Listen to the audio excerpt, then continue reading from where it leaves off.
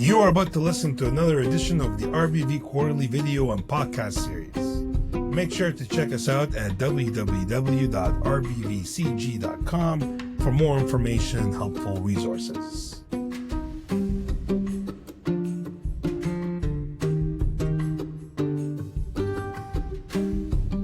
Hello and welcome to the RBV Quarterly Podcast and Videocast Series. I am your host, Dr. Mohammed Al-Hakim. I'm also the lead consultant with RBV Group, and I'm located in Chicago, Illinois. I have the distinct honor of welcoming our guest today, Dr. George Marano, to the show. Dr. George Marano holds a PhD in strategic management and international business. He's also the founder and principal consultant with RBV Consulting Group. George, it's a pleasure to speak with you and chat with you a little bit about strategy today, leadership, and a handful of other things. Welcome to the show. How are you? Good. Thanks for having me, Mohammed. It's an honor to be here, especially for our inaugural RBV quarterly video and podcast series. Absolutely, George, and I'm thrilled to have you, and I couldn't think of a better person to open up a nice conversation about one of the insights shared in the RBV quarterly in the 6th issue that just came out recently in April of 2025, where you shared with us an article that you titled The Institutional Blocker. Now, George, I have to start and ask you what you mean by that term, because to be honest with you, when I saw the title at first, when you shared it with me, a few different things came to my mind. So on one end, perhaps an institutional blocker is, somebody who's doing something good, stopping an institution from making a bad decision. But it also sounds like it could be potentially a clog in the machine or so on, something that's holding back an organization from its flourishing. What do you mean by the institutional blocker in your article? Well, it's interesting that you use those. And to be very frank, it's actually the second, which is an individual within an organization that plays this really blocking role. The name just kind of came to me. And as you well know, after writing many articles, a title needs to be encompassing and catching and so forth. And it was this. And as I was thinking of the phenomena, and I believe I was recounting it to you, that the title just came to me, and I thought, you know what, I'll just run with it. And it's short, it's sharp. We also look at organizations as institutions as well. And it was just fitting that, the theme of today is individuals within an organization that play a blocking role in the growth and the efficiency and effectiveness of what it is that they do. So it was just natural that the two words, the institutional blocker, came out. Love it, George. So tell me a little bit more here. So I start reading your article, and I first get this definition of what an institutional blocker is, but to really unpack that term, there's a sense in which we have to kind of understand what you mean by institutions and how you see organizations work and function, right? In order to make better sense of how this institutional blocker fits into the system. Is that an accurate way of kind of describing the way in which you situate? Yeah. So look, first of all, we take a step back. When we're talking about an organization, we're talking about, the amalgamation of individuals, resources, capabilities, the entrepreneurial drive of the founder and the founders, bringing it all together, and with the aim of producing a good or a service that they can sell and generate a profit. So that's basically it. But in and amongst that also, when we look internally, what we see is an ecosystem, right, of interdependent relationships. I always have trouble saying that. And, there is, sharing of knowledge, sharing of information, sharing of tasks, the dependency on tasks, the kind of certain levels of expectation. And when I'm teaching students, because as you know, I teach strategy here at Sydney University, and when I try to describe it to students, I describe it in a very, very simple sense, much like a 4x100 relay, where there are, a numerous amount of individuals whose task it is to run not just the fastest over a 400-meter stretch, but there is intervals where they pass the baton from one to the other. And it's not just running the fastest, but it's also the fastest, as well as the transition of that baton from one person to the other. Organizations are very much the same, where there are a certain level of tasks that go from one person into the other. And it's not only about the speed of that transition, but also the effectiveness of the transfer as well. And what we want in an ideal state is to have the speed and the transition to happen in perfect symmetry, right? Where there is very, very little overlap, and it just moves and transitions as smooth as possible. That's kind of the ideal state. Okay? If we had robots, that's what it would look like.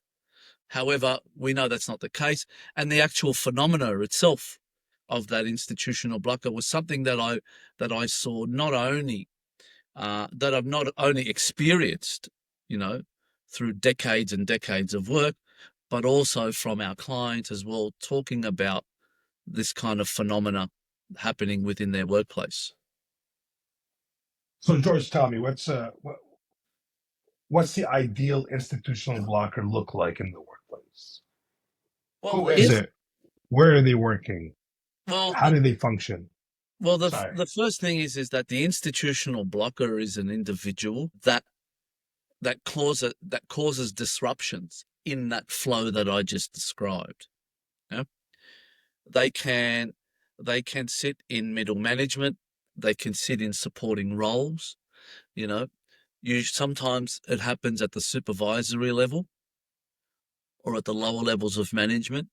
It also happens in roles where you've got individuals who play supporting roles to key executives.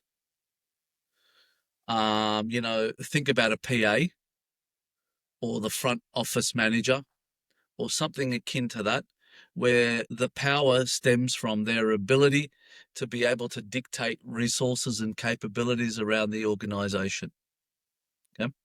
And also there are individuals who have sort of minor managerial roles or technical roles as well, who are dependent on these individuals for their own productivity as well.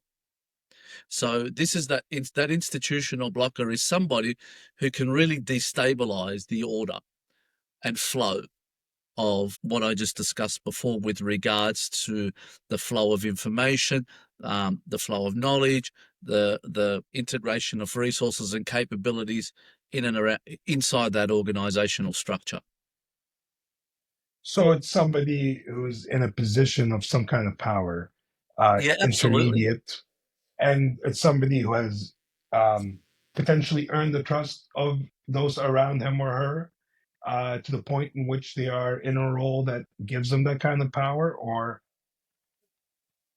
I guess I'm curious how the institutional blocker gets into that position, right? Without having some kind of measure or quality of character or integrity that um, gives them that kind of power within the organization. Yeah, you're right. I mean, they do come in with a high level of competency. And what happens is, and especially let's say, for instance, the role of a PA. Mhm. The PA comes in to take away some of that, well, a lot of those non-value repetitive tasks that an executive has to do. And that, yeah, as you well know from your own work in and around the consulting space, executives are very, very time poor. Okay. And so they rely on personal assistants to take a lot of that non-value work out of their hands. And as they take that work out of their hands, they become dependent on this person. And we entrust a significant amount of faith that assistants and those acting as those as counsel to us act in the most appropriate way possible. Okay. And I'm not saying that the institutional blocker is a very common occurrence in organisations, but it does happen. Okay, And what happens is that the more we become reliant on these individuals also gain a significant amount of power over time. Power really comes from, in a very very base definition, is the ability to direct resources. Okay? So the more responsibility and the more trust that is in them, the more their power grows within the organization.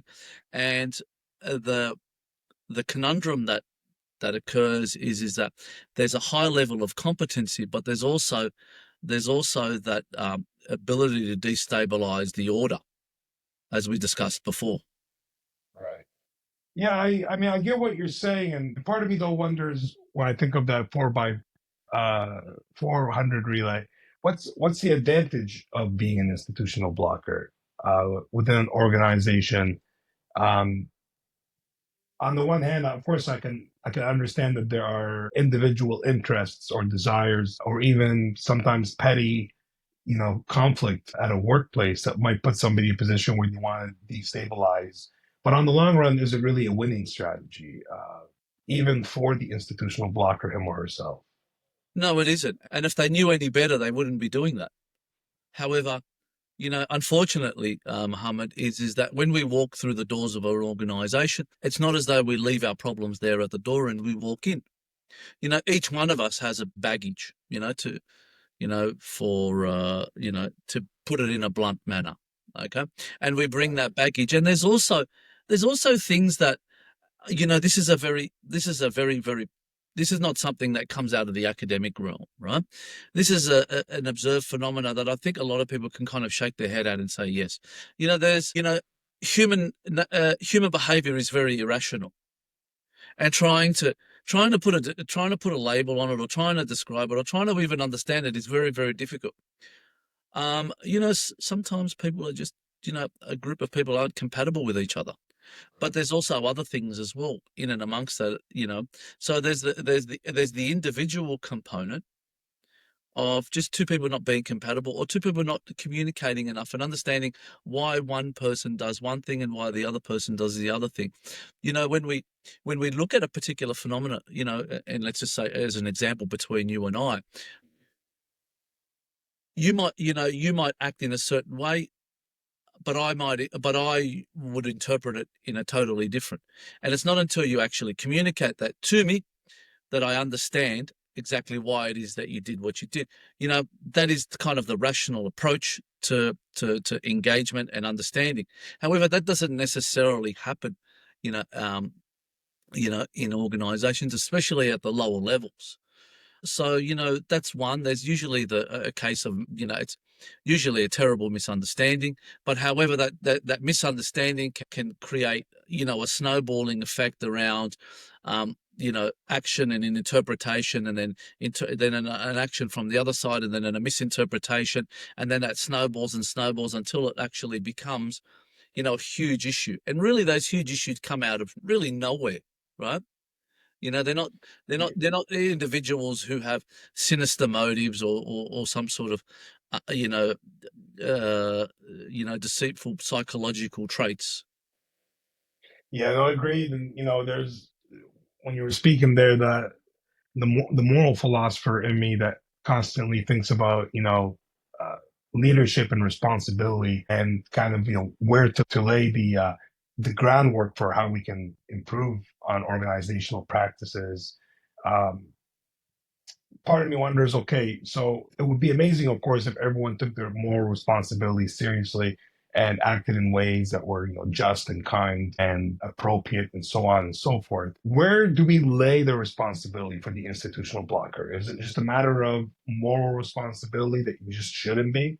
We should, reflect and see that we have better reasons not to act this way, uh, or is the responsibility shared between leadership and those who come to be institutional blockers? Yeah, that's a really interesting question, and one that deserves a lot of investigating. Ultimately, the individual has custody over their actions. Okay, I'm a firm believer of that. But we can't always rely on people to self-regulate. So the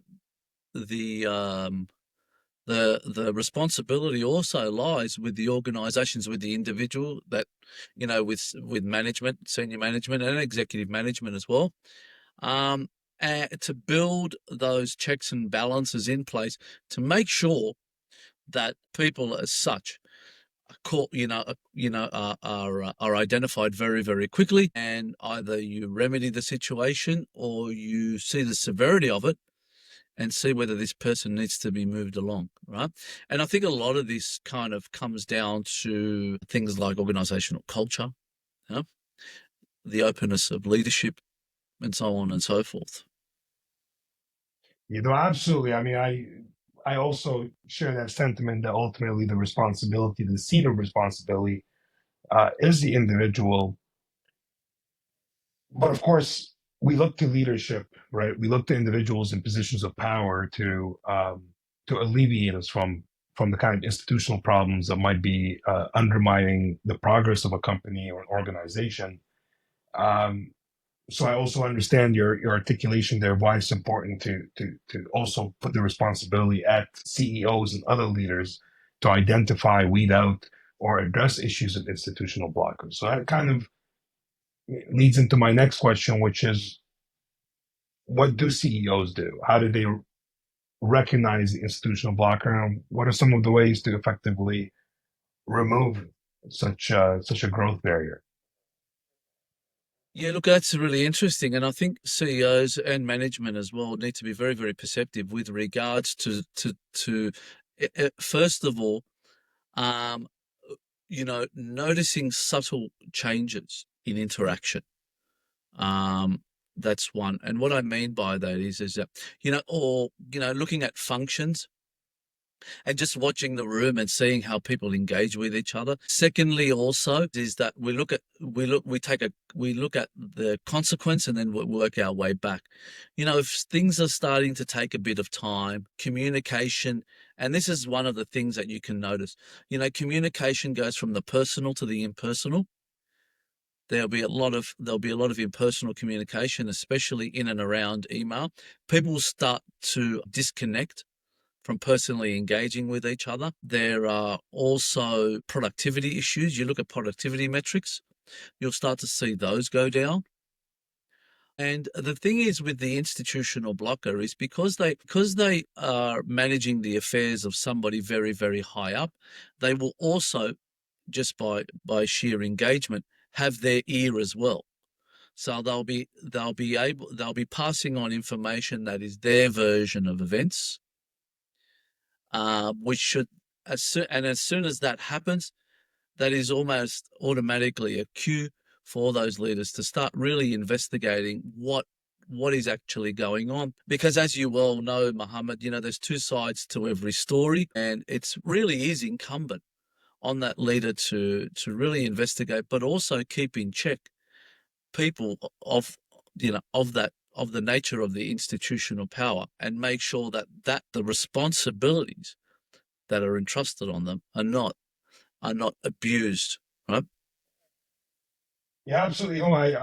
When you're speaking there, I think of sometimes the Hollywood depiction of the king, and the king's advisor who's whispering in the king's ear, Well, that's right? exactly, yeah, that's exactly what we're talking about. Yeah. And sometimes can have them in a deep spell under their advisory control, right? Where ultimately getting rid of that blocker is what allows the king in the movie or the TV show to be freed from poor judgment or things that were clogging the machine, so to speak.